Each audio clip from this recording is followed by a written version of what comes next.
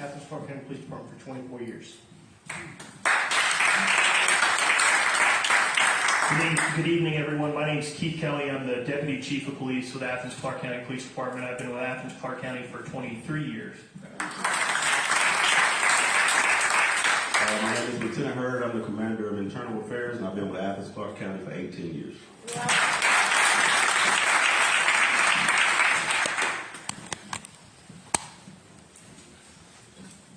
Again, definitely grateful that y'all are here, y'all are taking part in this. I mean, this is exactly what oversight, civilian oversight entails, right? That we're making a meaningful relationship with police officers and the community. My name is Denise Santa, if you don't know me already. I am ADM's Programs Manager. I'm also the Chair of the Justice Reform Committee. So we're the folks who are putting things together, who are continuing to monitor all of the different things that this Public Safety Civilian Oversight Board does. And again, just trying to keep track of everything that's going on. I do want to go ahead and introduce our discussion panel because we have a lot of very important folks who are here. I want to start first on my far left with Brother Hamza Mohammed. If I could get some applause for him. Tonight he will be representing ADM's Justice Reform Team again, so representing our interests, our visions, and what we've kind of seen throughout this whole process. On his right is Kiana Sims, who is the Vice Chair of the Public Safety Civilian Oversight Board. Again, a very key person in that sense. If I could get some applause for her.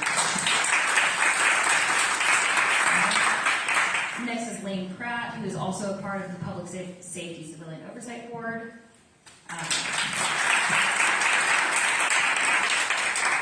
And there's Shane Sims, who is a very key figure in the Athens community, who has been kind of responsible for putting together the People for Recovery rehab facilitation, and also was part of the Police Advisory Task Force that kind of put together this board. So I definitely want to. Then we have Cassie Evans, who is the chair of the Public Safety Civilian Oversight Board. And we have Jocelyn Crumpton, who is the secretary of the Public Safety Civilian Oversight Board. I'm probably going to be saying that title very often tonight. And then Felix Bell, who is also part of the Public Safety Civilian Oversight Board. And then, of course, Mocha Jasmine Johnson, who is president of ADM and also is part of the Police Advisory Task Force. So we're very grateful.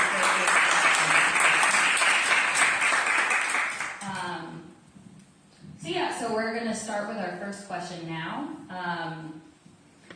Mostly, I want to make sure that we kind of start with a broad kind of basis of what the Civilian Oversight Board is, the timeline of its establishment, and why it's so important.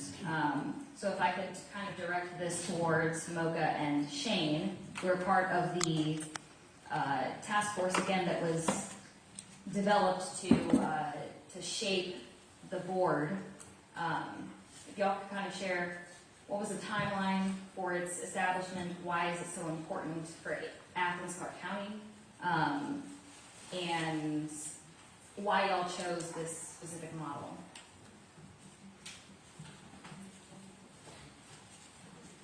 All right. I want to begin by, Can can you hear me? microphone? Can you hear me? That's right.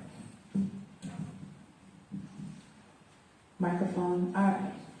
So this started for some of us back in 2016. Even back then, it's one of the first times I met Shane, and we sat on a panel together hosted by Athens Anti-Discrimination Movement. But In 2018, various community members and local advocacy groups, which was Athens Immigration Rights Coalition, AADM, a lot of people were filing complaints with our organization about various things. So we became highly concerned about the possible misuse of police force, ICE raids, and the rising rates of Black and brown families, or men and women being incarcerated within our community. So several of these incidents made national news and left a lot of unanswered questions. And this motivated our organization to begin a series of open town hall discussions. They were open where different officers were a part of the discussions, mayor and commission. We invited everybody in and people from the community.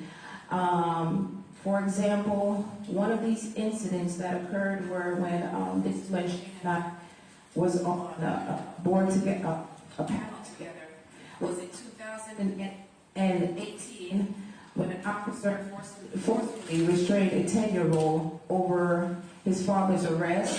That also made the news, and that opened an opportunity for a discussion to where the father could have conversation. That was just one particular incident. We also, in 2019, we had police shootings, 6 shootings, and killings by officers over the summer of 2019.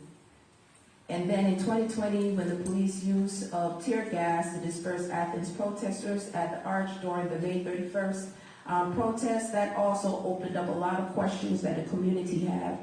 In all of those incidents, the officers were cleared of any wrongdoing, but the community still had answers. So that's when we began to advocate for there to be a civilian oversight board. Also, with those different incidents that occurred, and from the discussions that we were having with community members, we realized there was a serious distrust between marginalized communities and with police officers. And so we looked nationwide, there were civilian oversight boards being established, and this was a way to bridge the gap and also to bring in balance between the community and law enforcement so that the community could get answers and so that we could begin to repair and build that relationship. So fast forward. We have these discussions open to everyone and anyone to come. It doesn't matter what political background, what organization you are, what walk of life you are. We open these conversations since 2018. We invite judges, we invite mayors and commissions, we invite police officers, various law enforcement.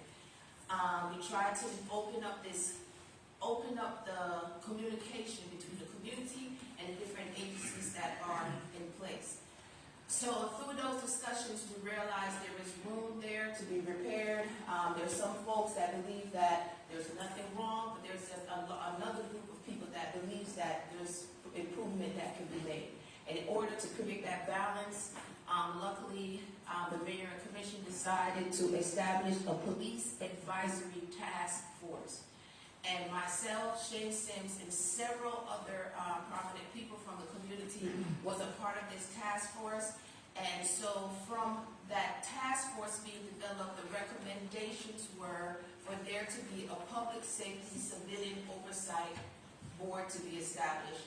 It is a hybrid model to where it is an auditor, monitor to run the day-to-day operation, to walk side by side between the board and the police officers if there's a complaint that's filed, and then for the board members to be the voice of the community. So we wanted to create a model to where there was balance. I think you need my voice. Myself, when I received the invitation from the mayor to be a part of this board, I was excited about it. I'm of the belief that most people have the same objective in mind, and that's the safety of themselves, their family, and their communities.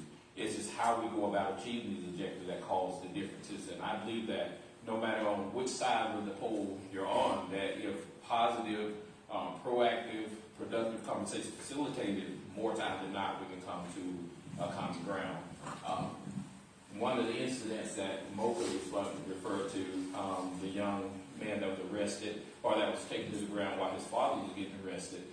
During this time, I was chaplain in the Clark County Police Department on the civilian side, and I had the opportunity to engage this father. He and I actually established a friendship thereafter. But through this engagement, what I learned is that he wasn't necessarily angry about what had happened. He was more disappointed in himself and the choices he made, but he made his choices, but he had lack of options. And so I was able to get with him and kind of create some options for him. And for a while, and I haven't spoken with him in a minute, it changed the trajectory of his life. So for me, again, the importance of facilitating that conversation. For Mo and I, we had the task of balancing out, some pretty harsh concerns. And initially, it was what can we do that's in the best interest of law enforcement and balance out what's in the best interest of the community. But we realized that it was the same. We didn't necessarily have to strike a balance. We just had to create a tone where there can be communication across the line. For me, what most impressed me is that when we did the research on the different community oversight boards, what came back was that upward of 80% of the time, when there was a civilian oversight board, the civilian oversight board came to the same conclusion as the police department investigatory process. And so what that means is that there was a breakdown in communication. So one of the things that an oversight board does is their validity to the processes of the police department. And not to say that it has to be validated. However, if something can be done as simple as allowing a civilian to walk along the police department to investigate complaints, and this in turn will build up the conviction or this in turn build the confidence of the community while also allowing the police department to do their job. For us, it's like a no-brainer creating these boards. So no doubt there's going to be times when the conclusions are going to be contrary. But again, that's the whole point of having this board, so that there are two voices at the table versus one. If the police department comes to a conclusion that seems contrary to all of the evidence, not having anyone there to say, hey, we have some questions about this, it only feeds into the fire that's sweeping across our country. But to have a civilian panel that's there to say, hey, the community wants to know, what about this factor, what about this factor, what about this factor? And one of two things can happen. Either there can be a satisfactory explanation as to why we decided the way we did, or in the case of the Athens County Police Department, that from my experience has been open to reason, there may be an opportunity for the community to say, well, listen, we're looking at it from this angle, what do you think about this? And then maybe say, well, that's correct. We didn't look at it that way.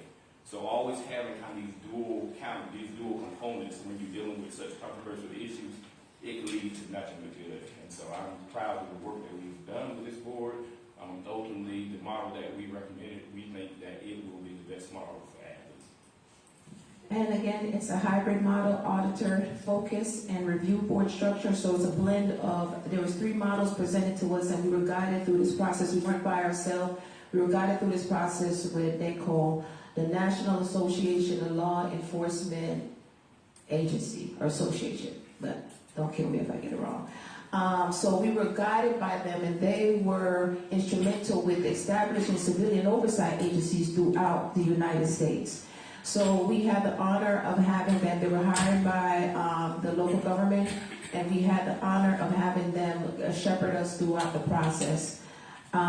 So just so people know, the recommendations that we overall came out with as far as authority, there's a lot of details that's in the recommendation.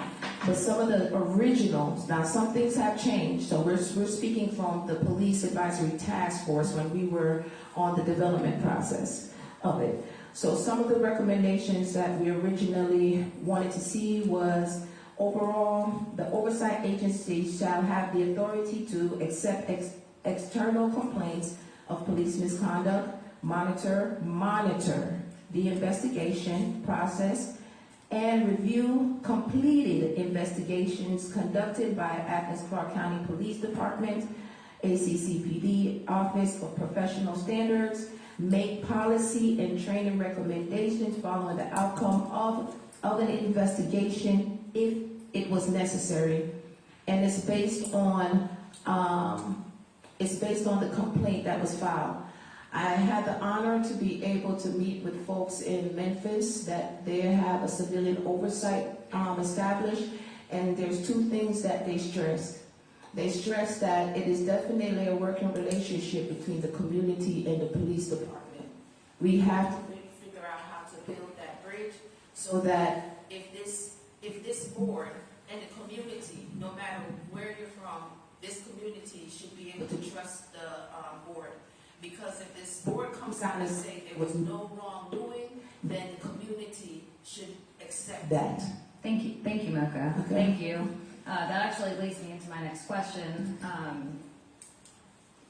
You know, I think another question is just making sure, how has civilian oversight helped in other cities?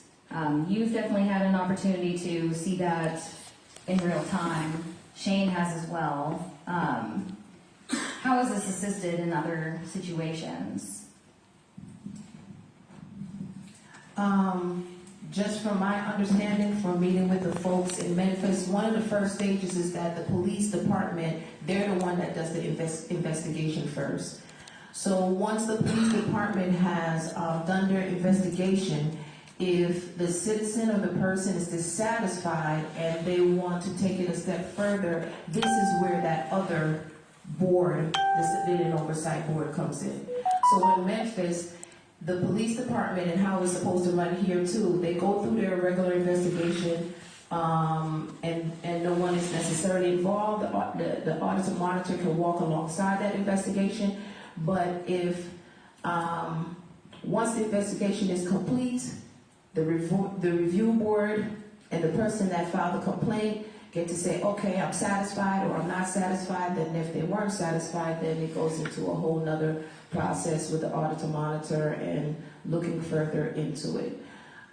So that is how I understand that it functioned, and that Civilian Oversight Board in Memphis was established in 1994.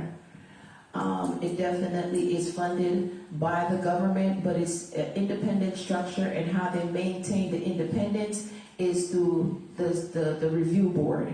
And it's like, I guess they don't call their administrative position an auditor monitor, it's an executive administrator, and they're between the police department and the review board. And in full transparency, for those that look for the data, which is understood, we pose that same question to NACO, just what's the empirical data on whether or not the Civilian Oversight Board work. And she said that until this point, no one had gotten together to really compile this information. The anecdotal evidence point to the fact that any time the community and police department works together to address concerns of the community or the police department, that the outcomes are good. Thank you. So now that we kind of understand the context and the timeline of the establishment of the board, I do want to hear from the board members now. Because y'all have kind of just been going through the orientation session. So getting to meet with the different departments that you'll be overseeing, as well as starting to create your bylaws. So I do want to just hear from y'all on what the process has been like so far. I'm actually going to start with Brother Hamza, who again is ADM's kind of voice piece for tonight on how we've been feeling on the rollout of everything you all have been doing, and then allowing space for y'all to. Before we get into that, I wanted to welcome another member of the board. It's actually in the audience, Timothy Pierce Tomlin. If you want to kind of speak over, because we might need your input.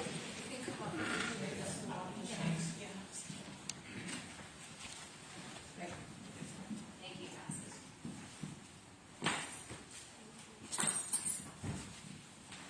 So yes. First and foremost, I want to thank the board members and Athens Anti-Discrimination Movement for allowing me to come in and help to volunteer to facilitate this. I think this potentially can be a wonderful relationship. I want to start off in the manner in which I've been taught. In the name of Allah, the beneficent, the merciful, I bear witness there is no God but Allah, and Muhammad is his messenger. I greet each and every one of you with the greeting words of peace. Assalamu alaikum. I didn't give you a seance or put a spell on anybody. I just wished everybody peace. But I just want to say, dear family, those of you all who are mothers and have given birth to children, you know that it's a very painful and a very sensitive time. And as far as the board is concerned, this is a very sensitive time. We have to look at this as with care. We are taught We have always been taught to have a healthy respect for law enforcement. There's no cutting that. But there is a reality in America, and particularly in Athens, Georgia. We do have a sector of the community wherein the police department is seen as ones who serve and protect, but we also have another sector who feel that they are there to control and so I believe this is wonderful, right? I believe that this is a wonderful thing that we're doing right now, but again, as we've always been said, it's all about transparency and it's all about accountability. On any given year in America, there are over 6,000 complaints of police misconduct. There are over 400 deaths that have been said to have been attributed for police misconduct. So right here in Athens, where we know, and Athens for the most part is a very poor county. So wherever you have poverty, you know that there is the potential for there to be misconduct. If that is the case, those that are in authority or law officials should not be made to look to those who sit high and look low, or those the lowest of these to be on the bottom level and to be afraid of those who are to serve and protect.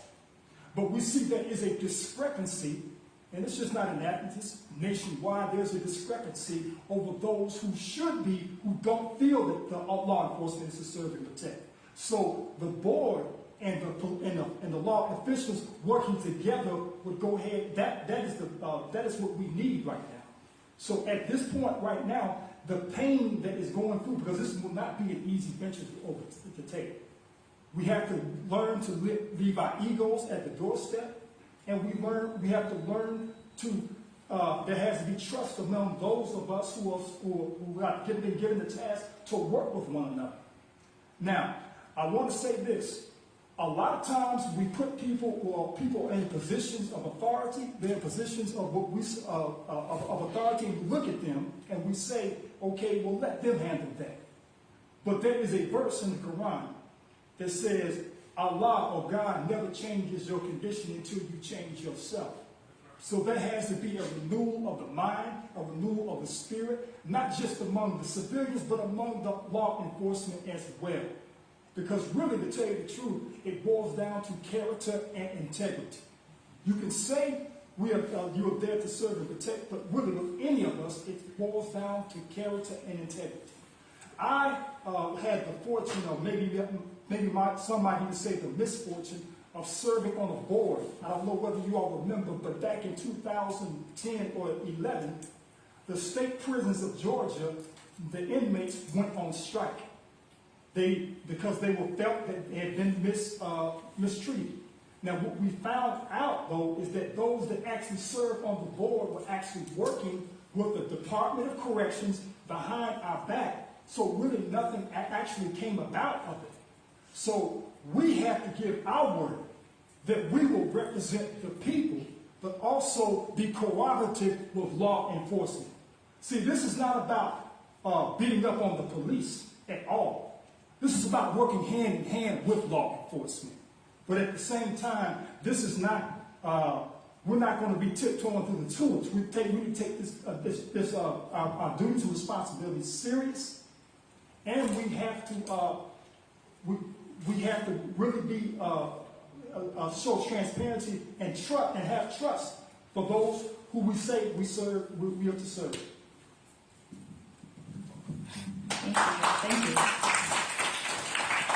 I have a question again. You were asking about our experiences so far. Yes. Speaking just for myself, it's been enlightening. I'm a native Athenian, born and raised here, from here.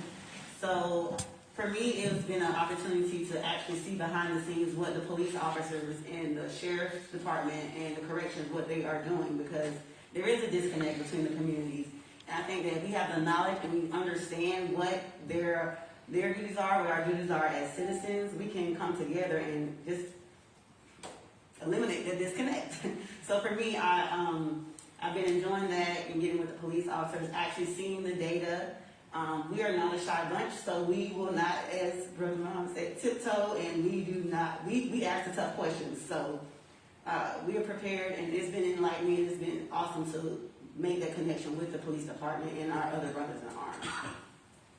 That's my 2 cents. Yeah, I definitely agree with Kiana that it's been enlightening. I've been in Athens for 2 years now.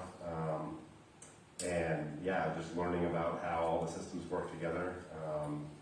The existence of the county prison and the Department of Corrections here in the county was something that I didn't fully understand, and I think that's probably true for everyone I've explained it to since then has been enlightened. So it's been good to have the community learning about how all of the aspects of the public safety apparatus work in the county. And yeah, I think like Brother Hamza said, like it is very early days, and we're still working through our initial mandate from the Mayor and Commission to come up with our bylaws and to come up with the job description. So it's still very much a learning phase for us. My name is Timothy Pierce Tomlin. I assume you guys did some sort of introduction before I got here. I apologize for being late. I had a client and I ran late. I live up in Winterville. Compared to lots of parts of Athens, we don't see a lot of the same things. It's a little different out there. Born and raised in Athens, went to Hillsman, whole 9 yards. Growing up, I didn't deal with a lot of crime, but my friends did. And a lot of my friends also had to deal with the SROs, and a lot of my friends had to deal with the county jail after too many late nights downtown. Kind of seen both sides of it. And I really wanted to jump on this because of not only as much about my childhood, as much as about my adulthood. So I'm a therapist by trade. And I work a lot with couples. I do a lot of couples work, and I do a lot of trauma work. I work with officers, and I work with people who interact with officers. And again, I got to see both sides of it. So going into this, I was already had some suspicion about what I thought the problem was, some theoretical diagnoses, and our experience over the last few months has to some degree confirmed some of that, which is that there's a lot of communication problems, classic problems with anybody. When we get heated in the moment, people make moves that they regret. People do things without thinking about each other as family and as loved ones. We treat each other as monsters from our childhood. You see it in every aspect of every interaction, an animosity, a frustration, a back and forth. You know, coming into this, I think the departments really wanted to appeal to us. I think they were really concerned when we came in about what we were here for.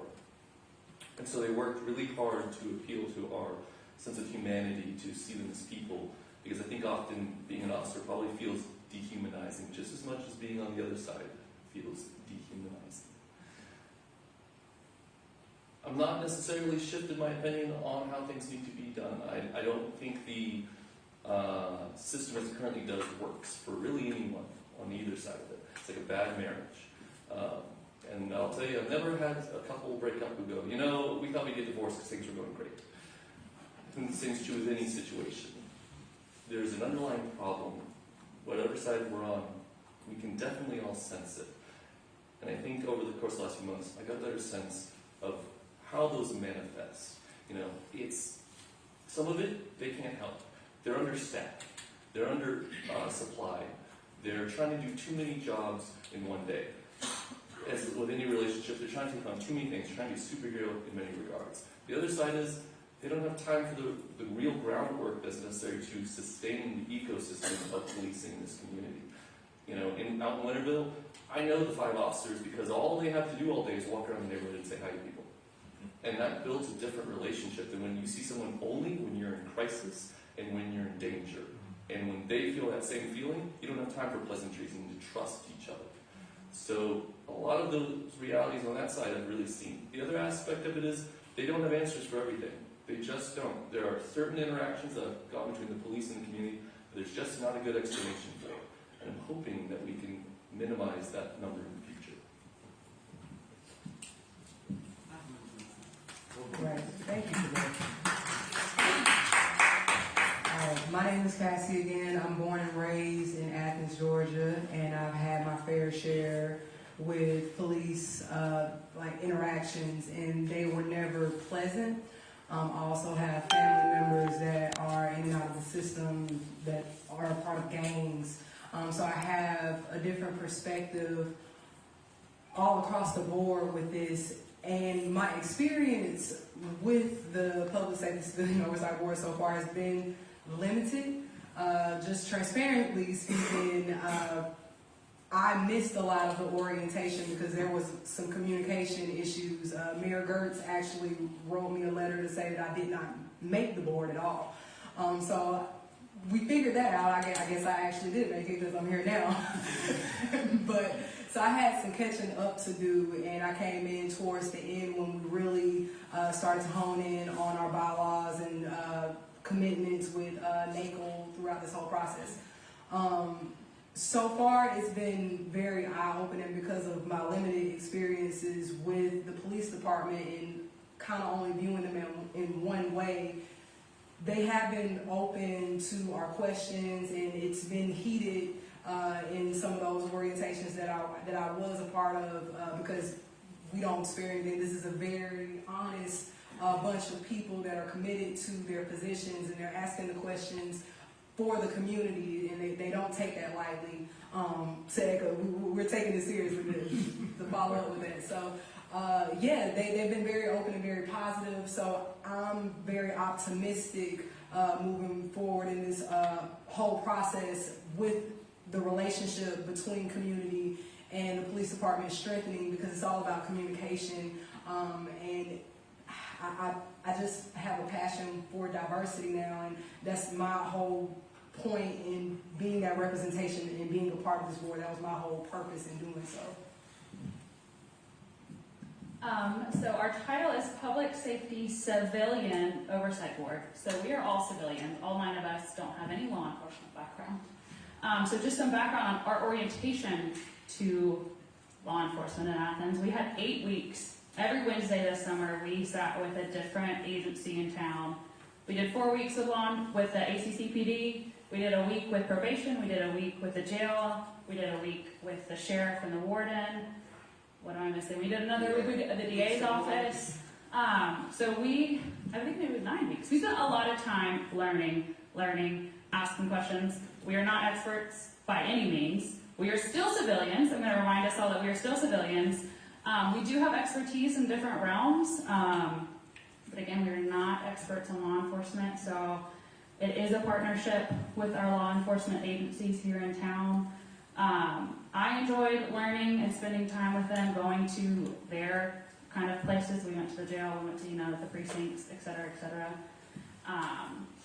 So I am hopeful for the future. Thank you. Hi, my name is Felix Bell. I joined the board, or I applied to join, rather, while I was still teaching in the local school district. And as I was teaching, I couldn't help but learn and observe while working with students and families and stakeholders that the difficulties that the school was facing, the seemingly insurmountable ones especially, that were tied up in bureaucracy, red tape, and policy, are the same problems that the police department is having, and often for the same reasons.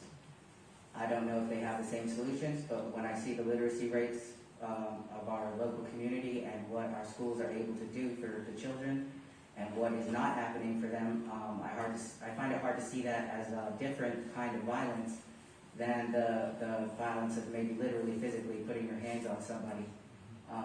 It is a different violence in name alone.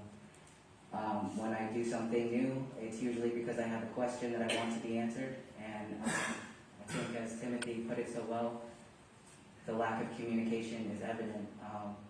I've had multiple negative interactions with the local police. I've lived here since 2010. I went to UGA from 2010 to 2014, and I saw what happened to the white kids who drink too much, who make mistakes, and I saw what happened to my friends who were not white and made the same mistakes.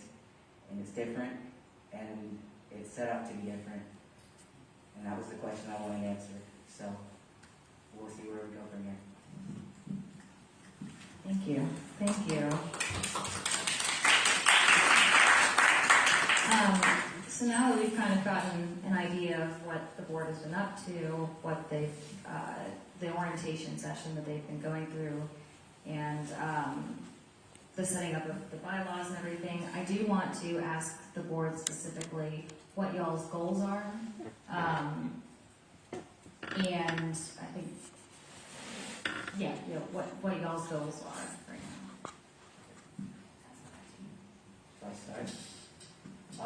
My goal is to continue to answer that question of communication. We need to flesh that out, and it needs to be done with care. The 8 or 9 weeks that we spent together were very difficult. I don't think there was a day that my heart rate did not go below 100. It was very intense and stressful, but I think that that's the point. So Cassie, do you want to answer this as the board? Okay. So right now we're doing non-glamorous things of the board. We are creating bylaws. We are creating policies. We are writing job descriptions. You have to have structure before you can do a lot of things. So we're working really closely with Cameron from NACOL.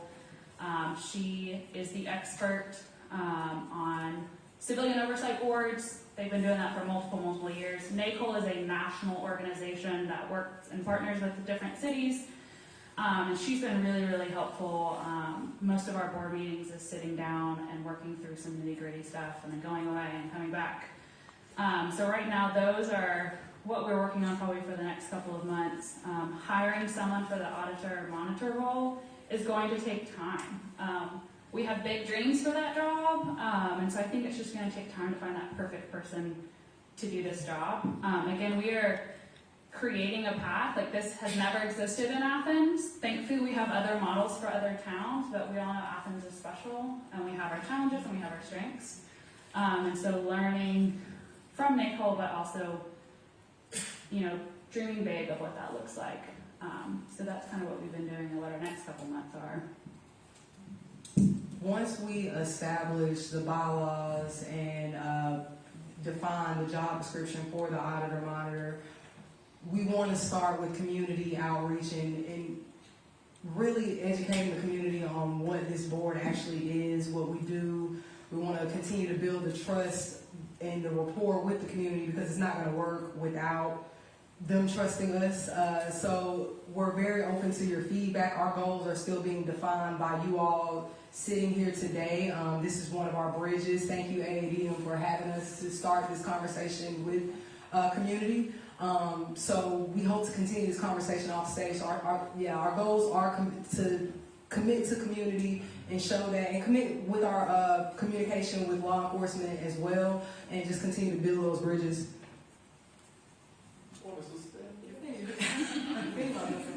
What she said. One of the biggest things that I think was eye-opening for all of us, the current system of receiving complaints is the way it's been set up, and it's good to have internal monitoring systems, but I just don't think that there's enough data there. There were only 4 the last year that we had data for. There were like over 100,000 citizen interactions and only 4 complaints. And I don't want to see, any negative reporting on the police, but I just don't think that we can really answer the question about what are people complaining about when it's less than 1,000% of people who interact with the police actually reported dissatisfaction. So if we can get more data through our conduit about what people are having concerns with, then we can answer those questions and we can communicate to those concerns better. Because I think of the 4 complaints, only 3 were founded, and the community is not going to get a lot of feedback from 3 out of 100 and something thousand interactions. So you can't build trust with that little data. So I think just confirming, positive or negative, but having more opportunity for the community to get their concerns addressed and listened to. For me, it's to piggyback off Cassie, the educating the community to be proactive and react, or educating them on a proactive side and a reactive. Proactive because you need to know the laws, you need to know what you're expected to do so that you know when you're wrong. And reactive because my personal experience, I am college educated. I have that. I'm blessed to have a college education, so I had the wherewithal to go online and do the complaint process. Okay, I don't like what this reporting officer says. I'm going to the lieutenant. I'm going through the due process. Everyone doesn't have that, so I want the community to know that you have a voice. You have rights, and if your rights are imposed on and trampled, you have us. So just educating them before and after. So that's my business. Well, certainly we can't move forward until, as it's already been stated, until we actually lay the foundation. That's first and foremost. If you're going to be organized, then lay the foundation first, and that is paramount for us at this point. Second of all, as it's already been stated, we can't be a mediator between law enforcement and the people unless they gain the trust. And I can tell you right now, from personal experience, that is the main challenge that we have right now. Our people, and it's no disrespect to anybody in this room, do not trust law enforcement. When you can feel safer walking in District 2 by yourself down the street at nighttime, when you feel safer doing that by yourself than when you see the blue and white. When you see the blues come up for you, then there is a problem and there is a severe disconnect. Let's establish that foundation, and then let's develop the trust of the people. Thank you. And finally, this is a question for all of our speakers, including Mogan, Shane. What does success look like for this board and for policing reform in Athens? I was going to say, inspired by what I just heard from everyone else, one of the biggest things I think would be a success is to take a lot of the burden off of law enforcement. They're being asked to do things that have nothing to do with enforcing the law because we don't have another resource. And that's not fair to them. That's one of the other big things that the orientation confirmed. They're asked to be social workers. They're asked to do a whole bunch of things that have nothing to do with enforcing the law. And their hands, there is no guidebook because what law would they be enforcing? There isn't one, right? They're being called in to address situations that don't have an application for law enforcement, but that's who we call. So I think if our data and our communication and outreach can encourage other organizations to step up and fill those roles that need to be filled, then we can take that burden off of law enforcement and allow them to focus on their real job. I really like to answer. He kind of went big picture with a lot of that. He's talking about systemic change, restructuring how services and community are addressed. And I think that's a critical component of the answer. I think another aspect is more on the microcosm, more on the day-to-day scale.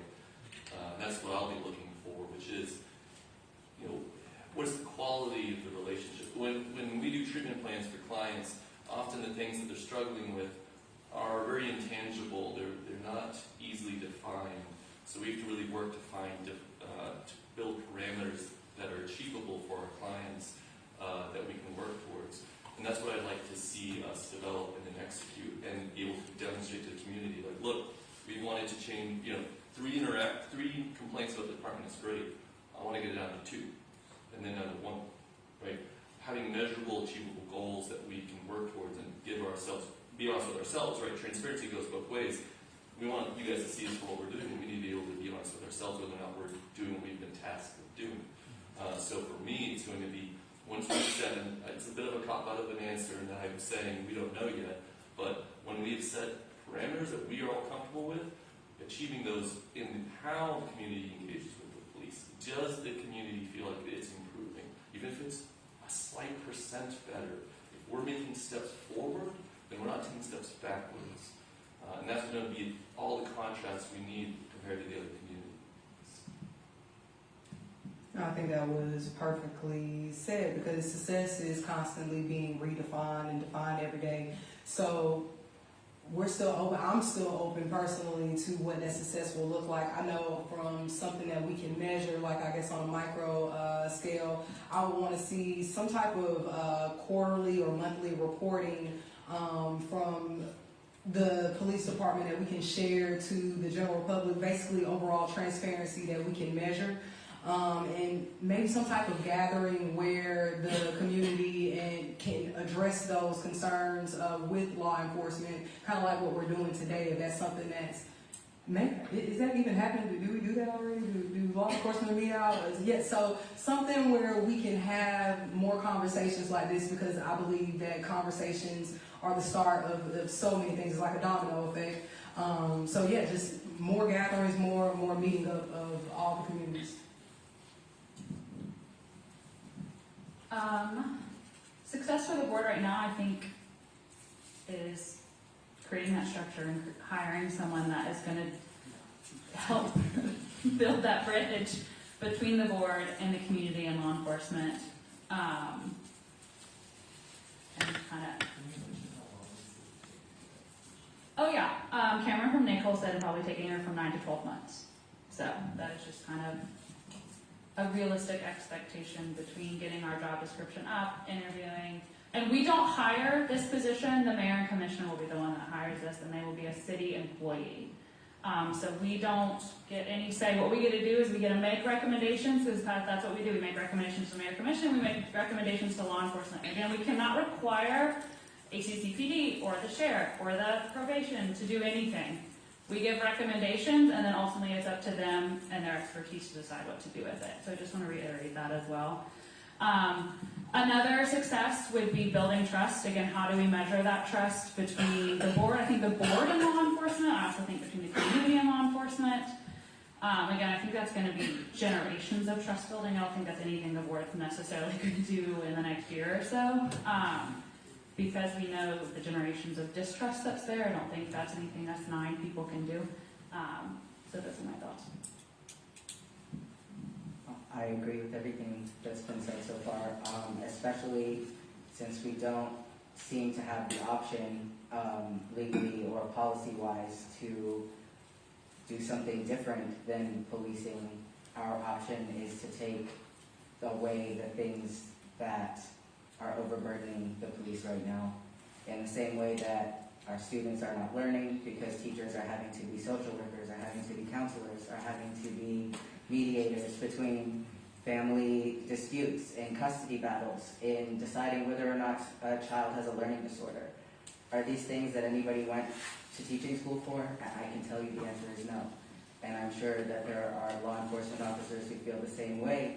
And yet, a lot of times, those parts of the job are the fulfilling ones. And so, looking at why we do what we do and how people feel about those interactions is going to be important to define what success is in the future.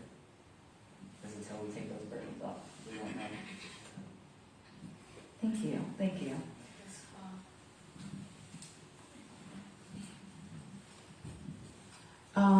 I will say this, for the past several years, AADM has made an effort to build a bridge and to have open conversations with the police department.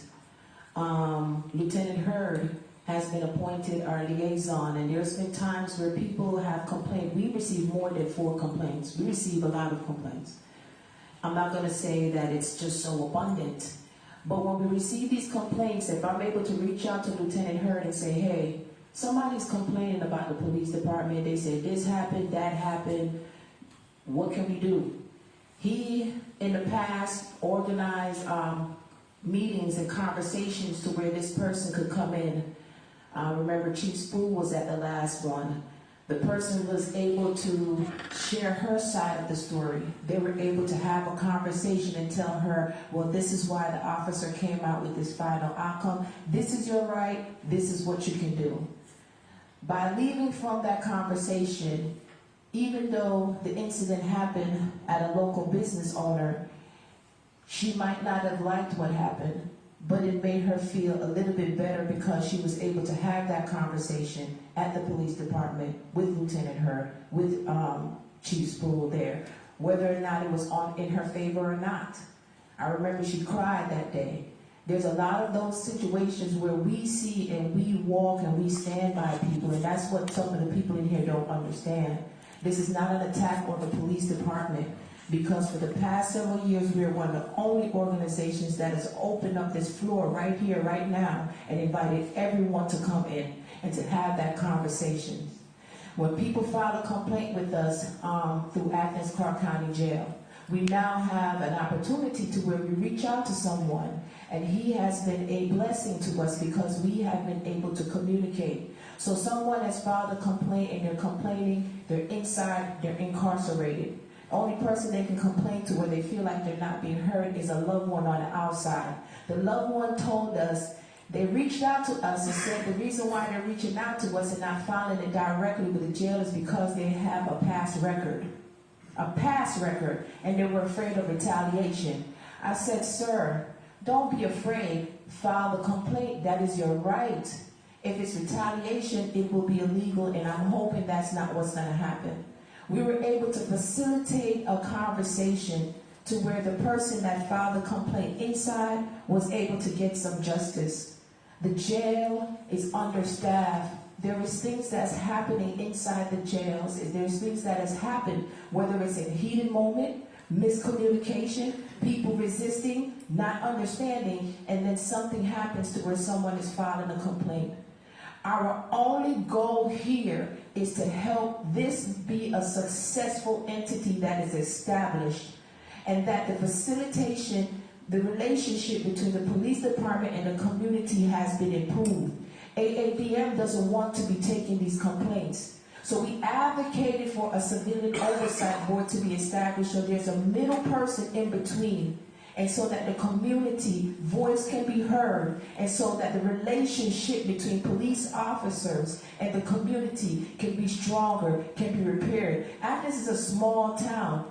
And I remember when I came here, I met some good officers as well that dealt with my children and different things of that sort. But we also met some bad ones and had some bad experiences. And I'm talking about that one bad apple.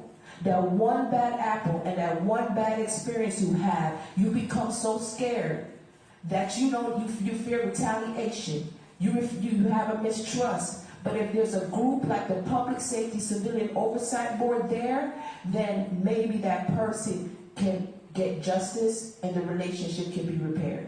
And that is what I hope to see.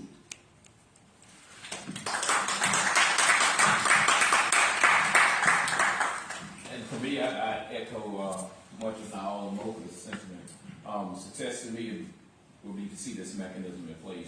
And the reason for me is I was once emailed by the University of Georgia. They wanted to do a community police kind of test award to see what the relation is. So there was a group of students that wanted to go out into the community, and they decided on the east side of Athens and wanted to have candid conversation with members of the community about their feelings about the police department and how they ranked their interactions. So I went out as a chaplain, civilian chaplain, and so I had my credentials on, I had my badge on, my chaplain badge, and we went to this one house on Cone Drive, I think it was, and it was just a yard full of people. So I knew of this house, and thought that this was a very interesting thing. And so when we went and told them, the students identified themselves, and I identified myself, and said, we come to find out, what do you feel is the relationship between the community police, what could be done better, what's wrong? And initially it was like, well, we've started giving personal accounts about interacting with police. So one of the men happened to see my badge, and he was like, were you law enforcement? I said, well, no, I'm not. I'm civilian, but I'm chaplain. And he said, well, what do y'all want to do with this information? I said, that's the reason I'm here. This information, I'll take it back to the chief. They're going to take this data, compile it, and there's something going to be done with this information. And so the lady said, she said, so the police department really care about how we feel. And I said, yeah, absolutely. Otherwise this wouldn't be done. And so it went from complaining about this and that happened to, they began to say, well, there are things that we can do differently too. When we have this stuff going on, we can handle this ourselves. And, the parents, we can be more responsible for the children. And for me, that was just like, one of those aha moments that if a mechanism is like this is in place, it empowers people simply to be heard, to feel like their opinions are valued. So there doesn't have to be this drastic change when there is just this value of one another, and that in turn builds trust. And so I would like to see, like Mocha and the rest of the panelists, just to see this mechanism in place, because I've seen firsthand how this can benefit not just the community, but also the police department, ultimately all of us.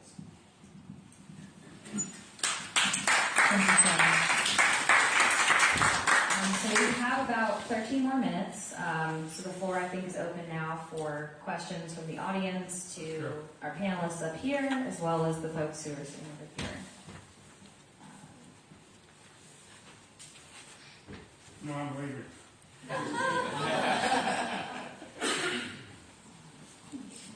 Thank you for coming. I'm glad. Can you explain the auditor-monitor role in a little bit more?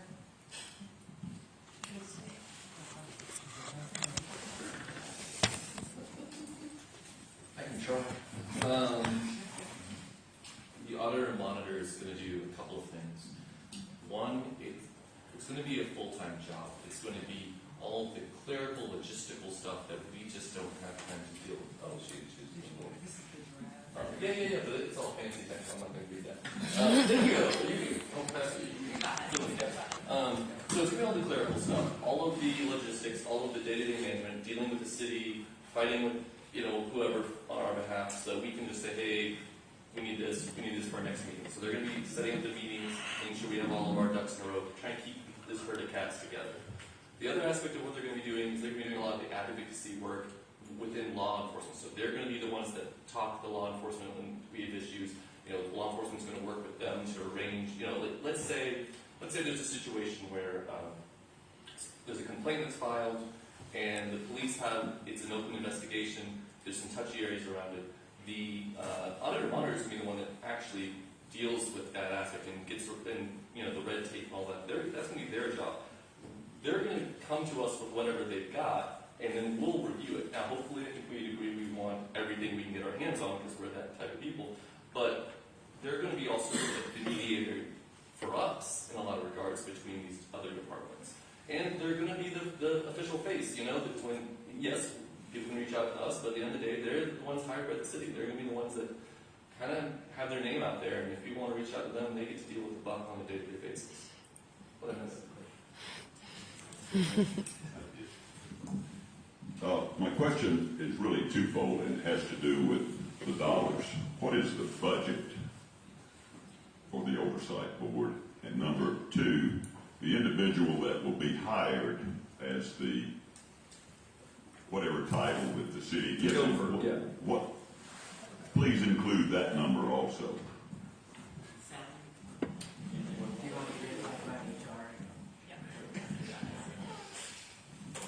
Okay, so part of the we had the same question, and part of the problem in determining that up front is it's going to depend on what kind of skill sets we ask for. If we're looking for somebody with a law degree, for example, a JD, it's going to have a higher pay rate than something else. The budget, I don't know we know yet. Josh is gonna. Unless Josh knows. We don't know, so that is correct. So it's correct that we don't know, and yeah. And what will If happen you have a is second, Josh. when the recommendation comes from the Public Safety, Civility, and Oversight Board, it will go to the GOC, which is made up of commissioners, and so then that board of commissioners will finalize a recommendation to the full mayor and commission, and that's when a budget will be assigned to all of this, right? So it's yet to be determined. The mayor and commission, the full mayor and commission will vote on it. And just in case you don't know who I am, I'm one of the assistant managers, Josh Edwards. I've been working as a staff liaison with the board until that position is created. All right? Our job is to put him out. That's right. You got a question here? So each of you, when you introduced yourself, you talked about either having a bad interaction with the police or knowing somebody that's had a bad interaction with the police. Is there anybody on the board that's had a good interaction with the police? Do you want to hear the story specifically, or just generally know that we have had them? I didn't hear anybody talk about that. I had a good experience. Can you define what a good experience with the police is? I can define one. Yeah, no, I mean that No, I'm genuinely. for real. I can define one, but I'm going to share this story because people think that we're so anti-police. Okay, so I would say, maybe in 2015, my family and I was going through a crisis, housing crisis. We found ourselves in a situation where I would consider that homeless. If you do not have a permanent domain, whether you stay at a family member house, a hotel, that is considered homeless. I remember that particular Christmas, we really didn't have much. We didn't have anything. We scraped up all of our money, and we put our kids on the plane and we sent them to Florida so that they could have a good Christmas with their grandparents. I remember we were thinking, man, what are we going to do? Oh my God. We pulled over to this store. We bought some soda, and I pulled out. Soon as I pulled out, a police officer pulled behind me. I started to cry because I was like, I cannot take no more. I could not take no more. I pulled over. I'm like, what did I do wrong? What did I do wrong? He said, I have a gift for you. And he pulled out $100. And he gave that $100 to me. And we were able to pay for our hotel room and some of our food that night. I stepped out that car and I hugged him and I cried. I could tell you a bad story too. But I remember that day.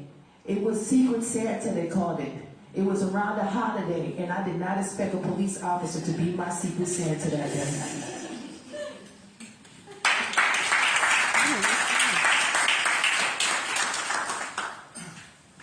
Can I follow up on Dick's question real quick? Surely you must have an estimate of what's your budget. Just gonna say number one. Number two, do you have a source, or can you tell us your source of funding? Okay, and the third, just to add what y'all were talking about, my experience with the Athens Police Department has been great. So currently, the only expense of the board is their monthly, stipend, which is $25 a meeting, which is similar to other boards. So that's currently the only expense there. The question really was about the position. And so once the job description is done and our HR department reviews it, they create a grade, and then that's a salary. So I'm not going to guess what that salary is going to be, so I'm going to let HR professionals do that. But that will be a very open process, and you'll be able to hear about it as this moves forward. What's the source of funding? So the general fund. Just out of Athens, Clark County budget? That's right. Yeah. Thank you, Josh. Over here. I just had a question about our contribution as far as advocacy and is there a way for citizens to reach out to you guys to kind of get an idea or have suggestions without making a complaint? Because I work with individuals in crisis, so there's a lot that we see, and a lot of times we want to do more for our community than what we know how. So I was just wondering if there's other ways to reach out to you guys, what kind of resources would y'all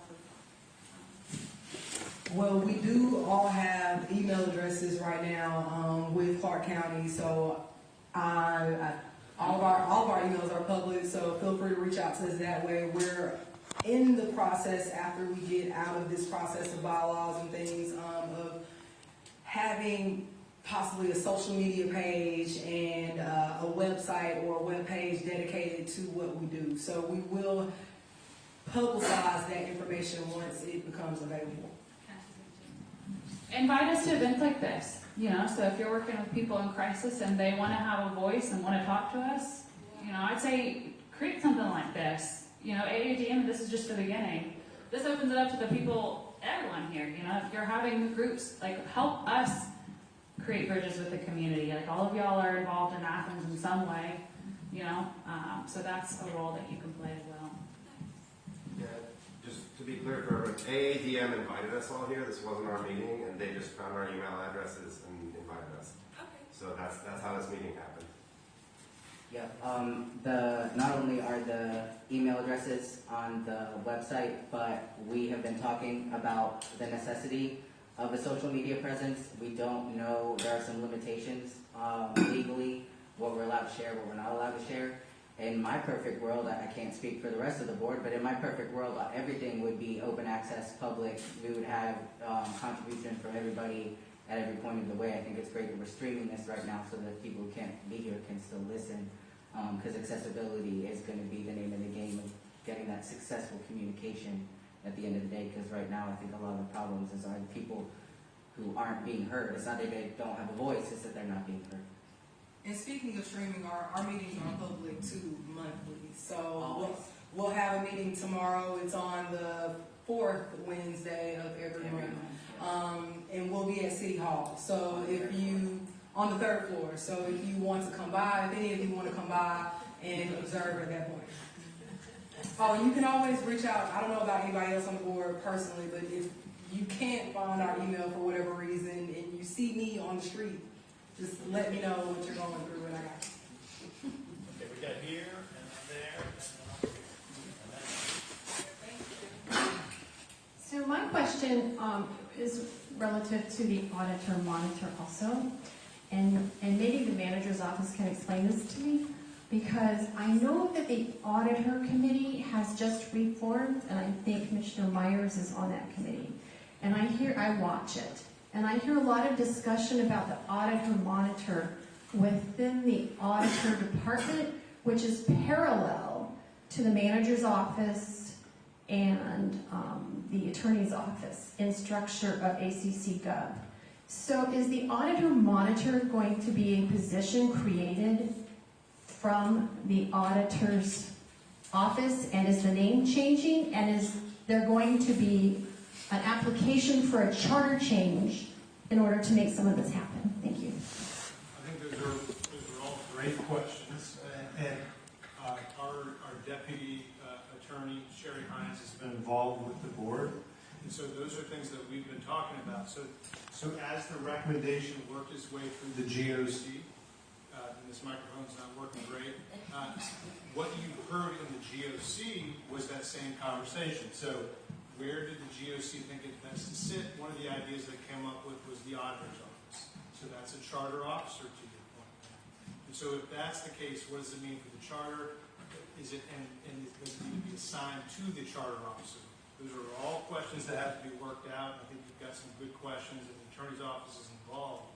And at the same time, to your point, there's a reimagining of the auditor's office going on by mayor and commission. So both Sherry and myself have brought that up to that group, that this is happening in tandem. We mentioned it to the board at the last meeting, and we'll probably mention it again tomorrow, that these conversations are moving together. And so is that a position in that department? I don't know. I think that's yet to be determined. There's a lot of steps in between, and that's something the board's going to make a recommendation on.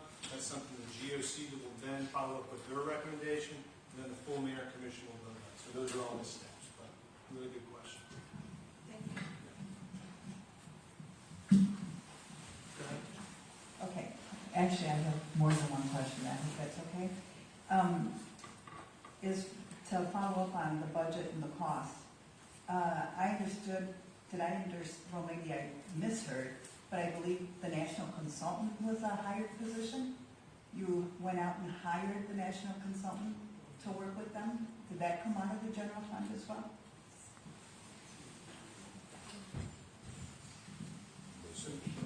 Yes, so the question as I understood it was, what's the board's budget, right? So that's being afforded out of a different account. But yes, there's not an actual budget right now for the board. So that was the question I was asking previously.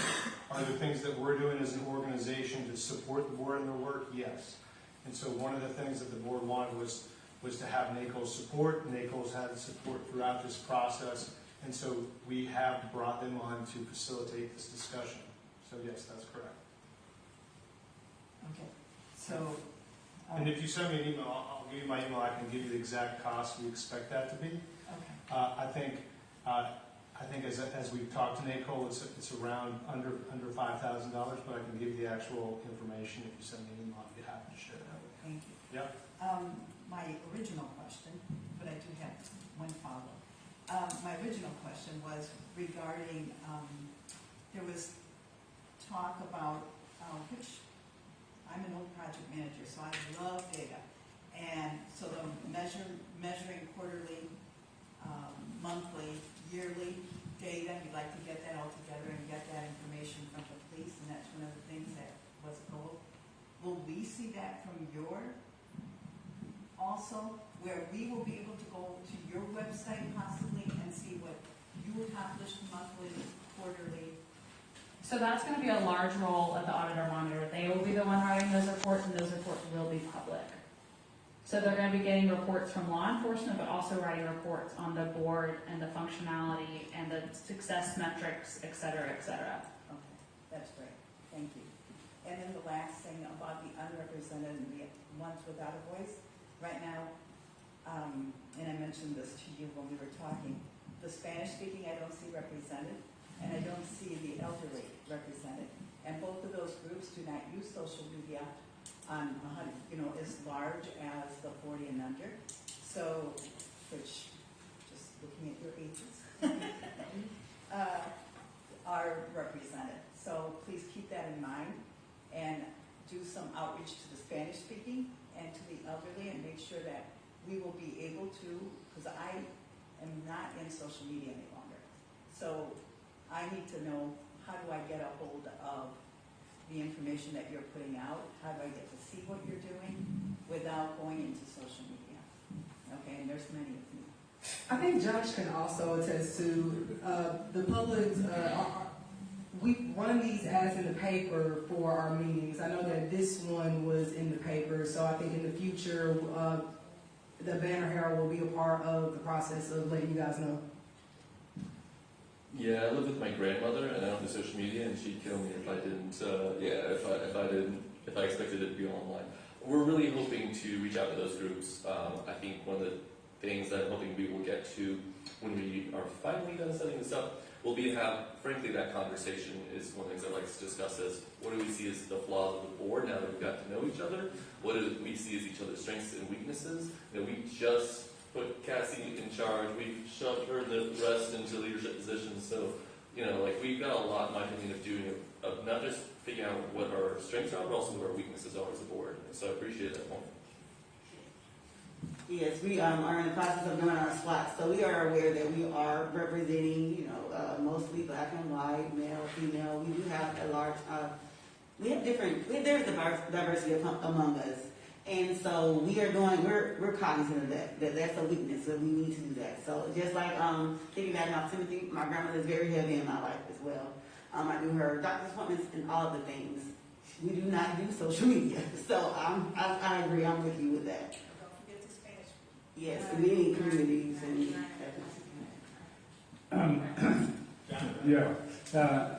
my question piggybacks on this whole discussion. Great, and this will be the last question for everyone. Okay. This will be the last question. Thanks, Denise.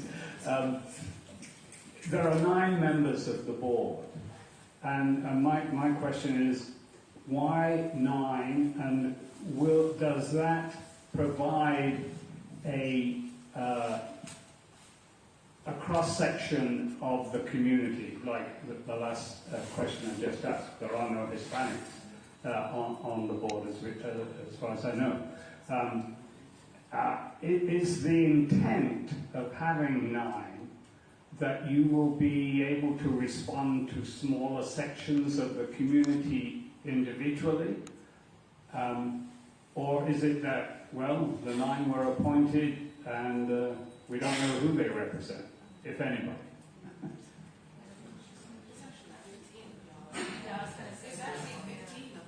So technically there's 9 voting members, but there's 15 total.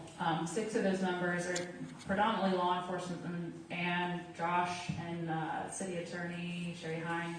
They don't get voting power, but they still come to every meeting. Their voices are presented. They're involved in conversations. The mayor and commissioner are the ones who appointed us, so I can't speak to why 9 or the lack of the Latino population or the non-English speaking population, or honestly, the documentation status is. I can't remember if that was a requirement to be on the board if you had to have a social security number. I can't remember. But again, that was not something we were involved with. That was the mayor and commission were the ones who appointed us. So if anyone else knows the magic number of 9 of voting members. We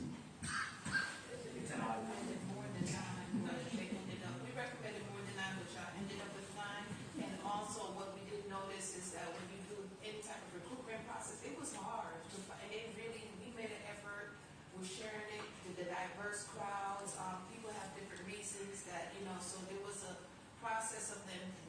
trying to spread it throughout the communities, but next time when this comes around, you have the opportunity to reach out to the Latin community and all that kind of stuff as well. Try again. And just with the task force, there was a heavy Latino presence in the task force that was established to make this appointment, but it is just difficult to engage the community to the extent of getting someone that wanted to be on this board. Right. So it wasn't that efforts were not made, and that's not to say that efforts can't continue to be made, but there were efforts made to represent all of those populations. Is every district represented, or all districts represented? I mean, either they are or they're not. All of them are. I mean, we just talking about, I don't think we get our aspect of shit. Yeah, so I'm I'm definitely just curious about that. But there is one non-voting commissioner on the boards. Yeah, Patrick Davenport is the mayor's liaison. Yeah. Are the commissioners pretty involved in the mayor with y'all monthly, or? Patrick is the only member who's been Is the present. only one? Yeah. But we did meet with the commissioners, well, I did meet the commissioners at AADM, and they gave us their full support and said they will be active with the board. And I do want to mention that at board meetings, we have discussed as part of the auditor and monitor role, how important bilingual skills will be. That has come up in discussion multiple times. I also want to draw attention to the fact that our names were published with our phone numbers on the front of the Athens Banner Herald without our consent, and this is not a safe job. My name was published, that is my birth name, not what I go by. So there are certain risks that people take being part of this board, and that might influence why you're seeing the demographics that you're seeing. But y'all aren't, you don't know that all the districts being represented now. So does everybody know District 2? I'm in the new District 5. I used to be in District 6 before the redistricting. All right, I think this question might be best asked one-on-one personally. Just one time, real quick. First, I applaud y'all. I mean, this is a daunting task, I can tell you that. And the one word I kept hearing is improvement throughout. I have a great deal of trust and respect for all of our public safety guys. And my community, I think, feels that same way. But, our local press has not been kind in kind of setting up what y'all are doing. I came here tonight just to hear what it's all about. And I think it's been a kind of a negative connotation. And I look at the word reform up there, and reform tells me that there's something wrong with it. And that's what we're trying to figure. I keep hearing improvement, and I hope y'all keep your sights on improvement, and certainly be advocates for all of our public safety folks. And I've heard that tonight, and I hope y'all stay the course on that. I really do. Thank you for that comment. I think that's kind of built into the reform aspect of everything, is making sure that we're constantly improving the situation. So I thank you for saying that. Otherwise, I think we're going to go ahead and close it out. I think as all of our speakers